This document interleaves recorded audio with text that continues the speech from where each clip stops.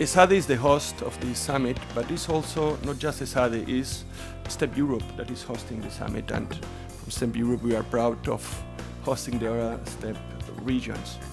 And when the organizing committee were thinking who could be the best speaker for this summit, we're thinking that should be speakers that represent what is family business in Europe. The way you've organized this meeting, putting together academics from so many places, in the US, called Kellogg, Babson, Italy, from Bocconi and other places, Singapore, Hong Kong, colleagues from SIEPS, and I'm missing many. Uniandes in Latin America, I'm just trying to recall so many people with so many perspectives, bringing these academics with, as we say in business schools, practitioners or from the business field is so important today.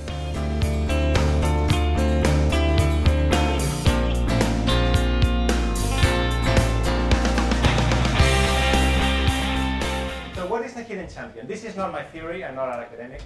This is a theory of a professor called Hermann Simon in Germany, which I think could be, could be interesting to debate. Why? Because, and I will show you the figures afterwards, almost 70% of these hidden champions are family businesses. So has to be some connection. I don't know which connection is there. You will tell me. But I can see there is some connection.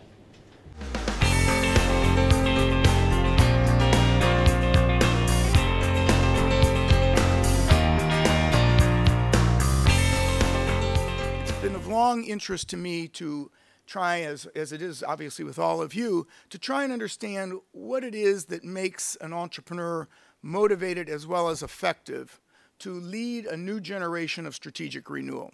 If we are positively inclined, emotionally inclined, this will give the energy maybe to bypass or to the obstacles that we have in front of us, if we are all positively inclined to do it. The message from here is being a part of the society, being part of the community, being part of the employees, being part of the stakeholders is the key to start feeling the happiness, at least in Japanese context.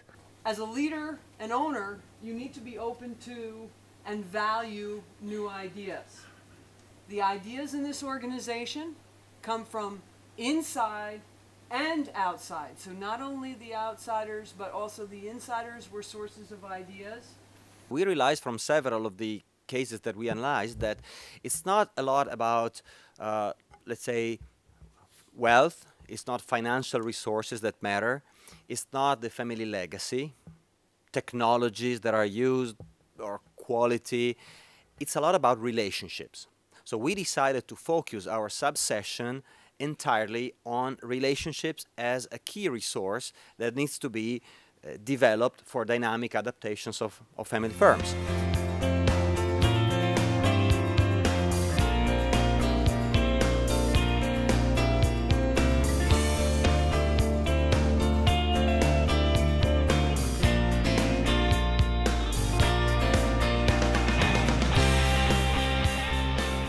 Most family businesses will cycle through successful and unsuccessful times, at least as it comes to relationships within the family. And so maybe something we can do as academics is to help families to recognize that yes, there is this ideal. We'll probably never reach the ideal.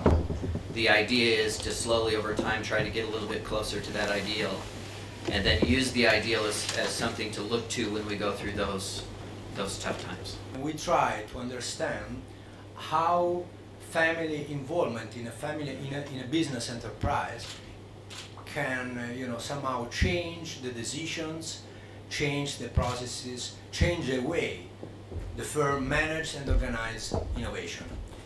We started by the idea, what is shareholder competence? How can we grab it? And I suggested 5 aspects.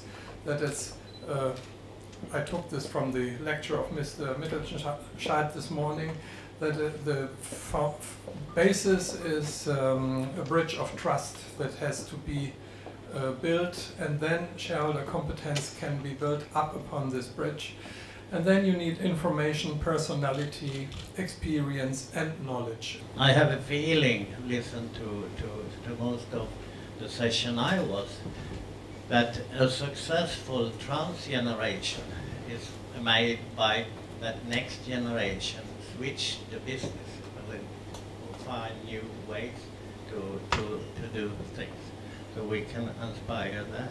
Saying that the STEP is about how family firms create entrepreneurial value across generation, and that's the difference with also with other family business conferences, that we focus on this entrepreneurial journey over generations. And the shift in focus that we took in the STEP project was that we should focus on sustaining the family rather than the business.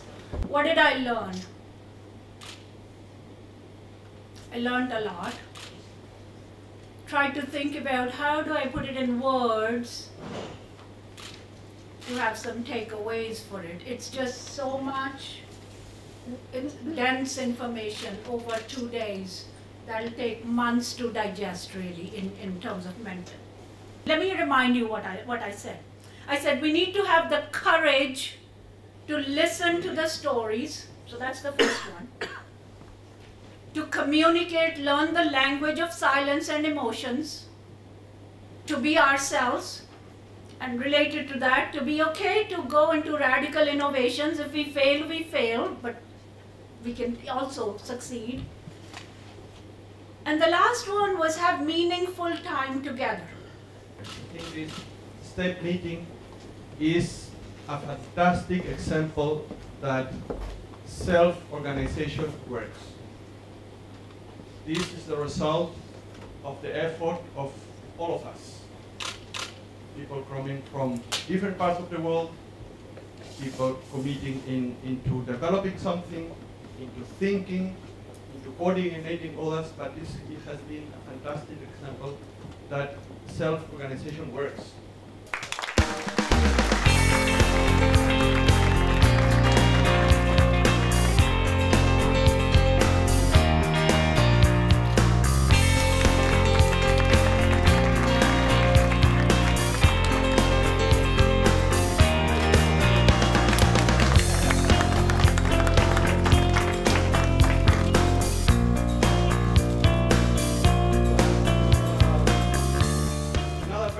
Very active and has been crucial to make this also happen, and has coordinated another region, that is Leilani. Leilani, please, you are working hard. You have helpers like these, you're pretty sure the program is going to go well.